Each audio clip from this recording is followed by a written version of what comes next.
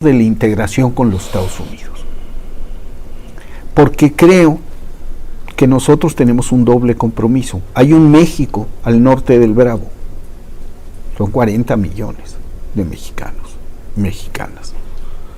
Entonces, por un lado está esa realidad, hay una compenetración y una necesidad de integración económica entre México y los Estados Unidos.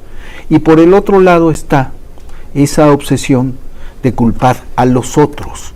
Y dentro de los otros, México ocupa un papel protagónico en las justas electorales. Es tema que calienta la justa.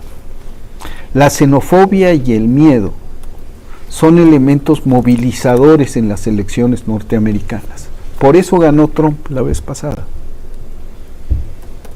Make America Great Again. Build the wall. Construyamos el muro. Y los con ese llamado a trincherarse, violadores y asesinos. Y los demócratas no van a la saga, son un poquito, matizan un poco el discurso, pero también pulsan la misma cosa. Lo estamos viendo, tú lo decías, el secretario de Estado Blinken y sus comentarios juegan al policía malo y al policía bueno. Pero conforme avance el clima electoral, todos los policías van a ser malos con México en Estados Unidos, salvo cuando se trate de asuntos económicos. Pudieran caer en la tentación. Yo pienso que esto de mandar tropas a México es una bravata, además de una ofensa, y es una mentira.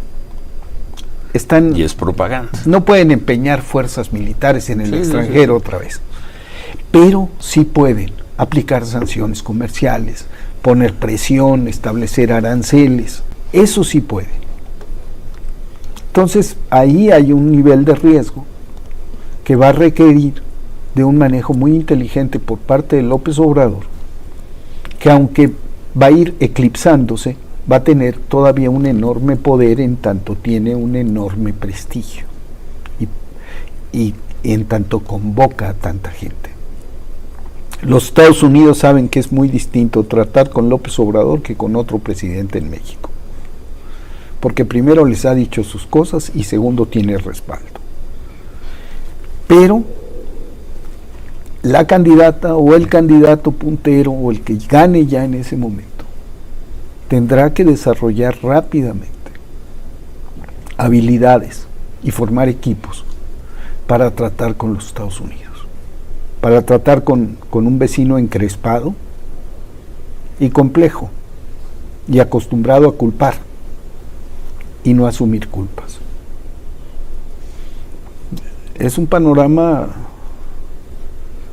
que muy probablemente vivamos que vamos a vivir dentro de un año. Este es el calentamiento, la crisis del fentanilo, los 124,000 muertos del fentanilo son apenas el inicio. Esta alerta norteamericana por el fentanilo, que debió haber sucedido con la crisis de los opioides, que debió haber sucedido antes con otras cosas y debió haber hecho a la sociedad norteamericana mirarse a sí misma. Esta plaga, de estas muchas plagas que los han aquejado en los últimos años, va a volverse un factor electoral. Ya lo es. Y como es un factor electoral y se ubica a México como responsable de la plaga, pues las armas de la retórica que van a estar contra nosotros. Vamos a ver ahí al presidente López Obrador, que ha sido muy cuidadoso todo el tiempo con Donald Trump, y se entiende, pues fueron presidentes los dos, como lo es con Biden. Vamos a ver, ante un Trump al cubo, o a la quinta potencia en cuanto a su agresividad. Vamos a ver si el presidente López Obrador tiene margen para seguirlo llamando su amigo Trump. Las credenciales democráticas pesan y el soporte popular pesa en estas contiendas. Eso respetan los norteamericanos. Vamos a ver. La solidez de los gobiernos pesa. Y entonces la diplomacia mexicana es una diplomacia que debe descansar en la legitimidad del gobierno y en la aceptación ciudadana de ese gobierno. En esa medida, que fue un poco el sentido del discurso de la concentración en el Zócalo, la evocación de Cárdenas y la forma en que enfrentó la expropiación petrolera, ¿cómo? Con el apoyo del pueblo. Bueno, pues lo vamos a vivir y en una de esas, hasta comentar aquí en una de esas. En una de esas. Dentro de un año. Vamos a pausa, regresamos con el tema antes de que te vayas. Sí. Tema de Iberdrola. Sofía, ¿está el presidente en eso? Bueno, pero lo vemos ahora que regresemos de pausa. Antes, bueno, vamos a pausa, Ciro, pero sí podemos comentar, además lo debíamos al auditorio, la actualización de los datos de la inflación anualizada. Decíamos que esta mañana se fija en 6.85, esa es la 6.85. Venimos de las varias quincenas de este año, la primera de enero, 7.94, la segunda 7.91, la primera de febrero 7.62, la segunda 7.76, la primera del mes de marzo 7.12, baja 6.85. ¿Cómo había estado hasta digamos septiembre, octubre? Había por ahí números de 6, Ciro, estábamos hablando de más o menos 6 cerrados, que fue la segunda de septiembre.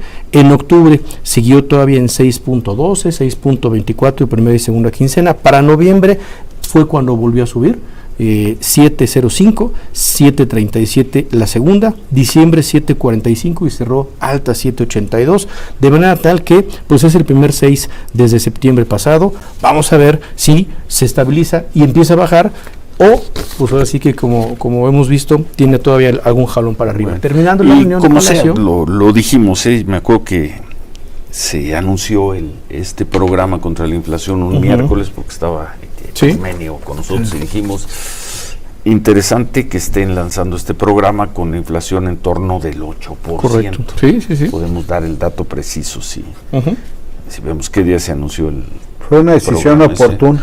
Y dijimos, interesante que se haga en 8% y no como los argentinos, 63 o cosas así.